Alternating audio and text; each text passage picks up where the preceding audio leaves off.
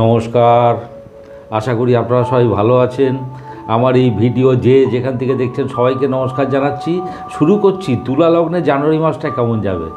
এবার প্রথমেই দেবগুরু বৃহস্পতিকে নিয়ে আলোচনা করছি। তৃতীয়পতি এবং ষষ্ঠপতি উনি বর্তমানে অষ্টমে বৃষে অবস্থান করছেন এবং রোহিণী নক্ষত্রে, এটা হলো চন্দ্রের নক্ষত্র, কর্মপতির নক্ষত্রে। তাহলে কি হতে পারে? তৃতীয়পতি অষ্টমে, প্রথম কথা হাতে চোটাঘাত লাগতে পারে, সাবধানে থাকবেন। ছোট ভাই বোনের সঙ্গে সম্পর্কের অবনতি হতে পারে, কোনো কমিউনিকেশন, কোনো কন্ট্যাক্ট, সেই ব্যাপার নিয়ে টেনশন হতে পারে। আর ষষ্ঠপতি অষ্টমে, ষষ্ঠ স্থান থেকে আমরা কি দেখি? অবস্ট্রাকশন, বাধা বিপত্তি, শত্রুতা। অষ্টম হচ্ছে বিনাশ বা নিধন স্থান। আপনার অবস্ট্রাকশন, আপনার বাধা বিপত্তি, ওগুলো বিনাশগত হবে, এটা খুব ভালো।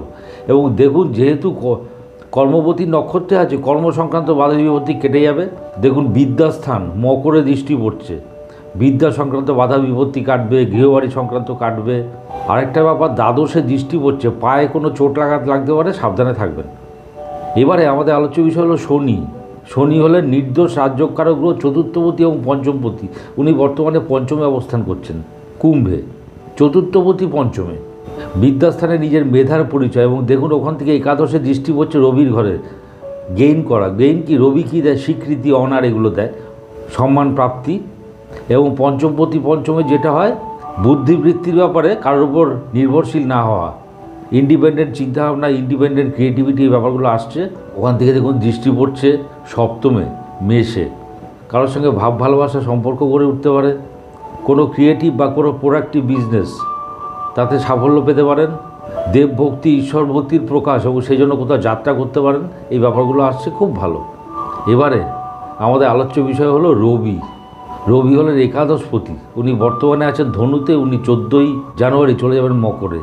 তাহলে একাদশপতি তৃতীয়, উদ্যমের প্রকাশ এবং আপনার টার্গেট আপনি অ্যাচিভ করতে পারবেন। সম্মান, অনার, যেটাই বলুন, প্রাপ্তি হবে। এবং দেখুন, নবমে দৃষ্টি পড়ছে মিথুনে, ভাগ্যোদয়, খুব ভালো এটা আর কি। ছোট ভাই বোনের থেকে কিছু গেইন করতে পারেন। আফটার 14th জানুয়ারি রবি চলে যাচ্ছে মকরে। কোনো প্রফেশনাল স্টাডির সুযোগ পেতে পারেন। বিদ্যা সংক্রান্ত গেইন করা, গৃহবাড়ি সংক্রান্ত কোনো কিছু গেইন করা, এই ব্যাপারগুলো আসছে। যারা পরীক্ষা দেবে তারা খুব ভালো রেজাল্ট করবেন, তা খুব ভালো। এবারে আমাদের আলোচ্য বিষয় হলো মঙ্গল। মঙ্গল হচ্ছে দ্বিতীয়পতি এবং সপ্তমপতি। উনি বর্তমানে কর্কটে অবস্থান করছেন, অর্থাৎ দশমে। উনি 21শে জানুয়ারি বকরি হয়ে চলে যাবেন মিথুনে। তাহলে বর্তমানে কি হচ্ছে? দ্বিতীয়পতি দশমে, কথা বলার কর্ম, সেলস হতে পারে, মার্কেটিং হতে পারে। আর চন্দ্র মানে ইন্ডিকেট করে মুভমেন্ট, এটা হওয়ার খুব সম্ভাবনা আছে।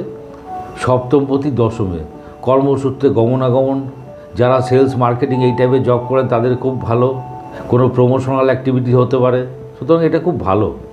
এবারে 21শে জানুয়ারি মঙ্গলটা চলে যাচ্ছে মিথুনে। গুরুস্থানীয় লোকের সঙ্গে কথাবার্তা, আপনার বাক্য প্রয়োগ, আপনার কথাবার্তার মধ্য দিয়ে ভাগ্যোদয় এবং আপনার টার্গেট আপনি রিচ করতে পারবেন। কারোর সঙ্গে বৈবাহিক সম্পর্ক গড়ে উঠতে পারে। কোনো আধ্যাত্মিক স্থান বা তীর্থস্থানে যাত্রা করতে পারেন। বিজনেসের মধ্য দিয়ে ভাগ্যোদয়, আপনার টার্গেট আপনি অ্যাচিভ করতে পারবেন। সুতরাং এটাও খুব ভালো। এবারে আমাদের আলোচ্য বিষয় হলো শুক্র। শুক্র হলেন লগ্নপতি এবং অষ্টমপতি। উনি বর্তমানে অবস্থান করছেন কুম্ভে। লগ্নপতি পঞ্চমে খুবই ভালো। ব্রেনের ক্রিয়েটিভিটি অ্যাপ্লাই করা, এবং দেখুন ওখান থেকে একাদশে দৃষ্টি পড়ছে রবি ঘরে, পাপ প্রাপ্তি, স্বীকৃতি লাভ, এটা খুব ভালো। কিন্তু অষ্টমপতি পঞ্চমে, পেটের গণ্ডগোল হতে পারে, সন্তানকে নিয়ে কোনো টেনশন হতে পারে। আপনার ক্রিয়েটিভিটি, আপনার ট্যালেন্ট, তার যথার্থ স্বীকৃতি নাও পেতে পারেন। এবারে আমাদের আলোচ্য বিষয় হলো বুধ। বুধ হলেন নবমপতি এবং দ্বাদশপতি। উনি বর্তমানে অবস্থান করছেন তৃতীয় ধনুতে। উনি 24শে জানুয়ারি চলে যাবেন মকরে। তাহলে নবমপতি তৃতীয়, কোনো কমিউনিকেশন, কন্ট্যাক্ট, তার মধ্যে দিয়ে ভাগ্যোদয়। এখানেও আবার সেই এক কথা আসছে, আপনার টার্গেট আপনি রিচ করতে পারবেন। আপনার রাইটিং এবিলিটি এক্সপোজড হবে। আর দ্বাদশপতি তৃতীয়, হাতের ব্যাপারে, হাতের কোনো সমস্যার ব্যাপারে ডাক্তারের কাছে যেতে হতে পারেন। কোনো বিশেষ লক্ষ্য নিয়ে খরচা করা এবং সেখান থেকে গেইন করা, এই ব্যাপারটা আসছে। 24 জানুয়ারি বুধটা চলে যাচ্ছে মকরে। নবমপতি চতুর্থে, গৃহবাড়িতে ধর্মানুষ্ঠান হতে পারে, উচ্চ বিদ্যালাভের সুযোগ আসতে পারে।